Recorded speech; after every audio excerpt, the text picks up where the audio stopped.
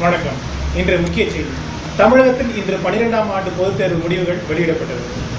இதனைத் தொடர்ந்து மாணவிகள் உற்சாகத்துடனும் ஆர்வத்துடனும் இணையதளங்களிலிருந்தும் பள்ளிகளிலிருந்தும் மதிப்பெண்களை பதிவிறக்கம் செய்து வருகின்றனர். தற்போது மாநிலத்திலேயே முதல் இடத்தை பிடித்த வேலூர் மாவட்டத்தைச் சேர்ந்த முகமது இலியாஸ் அவர்களுடன் எமது செய்தியாளர் விநாயகர் இருக்கிறார். விநாயகரிடம் நாம் இப்போது நேர்காணலை பார்ப்போம். விநாயகர், அங்கே தமிழகத்தில் முதல் இடத்தை பிடித்த முகமது இலியாஸோடு நீங்கள் இருக்கீங்க. அந்த தருணங்கள் எப்படி இருக்குன்னு நம்ம பகிர்ந்துக்கலாமா? நன்றி கோபால். தமிழகத்தில் முதல் இடத்தை பிடித்த முகமது இலியாஸ் அவர்களோட வீட்டில் தான் நான் இப்போ இருக்கிறேன். வாங்க அவரோட பேசலாம். என் பேர் தான் முகமது இலியாஸ்.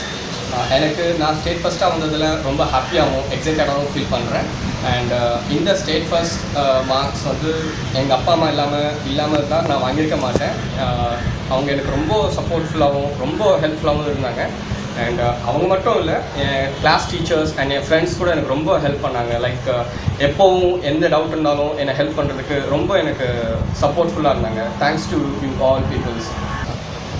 எனக்கு டாக்டராகி மக்களுக்கு சேவை செய்யணுங்கிறது தான் என்னோடய ஆசை. கண்டிப்பாக நான் அதை பண்ணுவேன்னு நம்புகிறேன். தேங்க்யூ. நன்றி இலியாஸ்.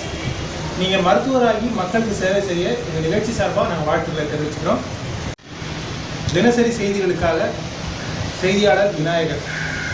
நன்றி.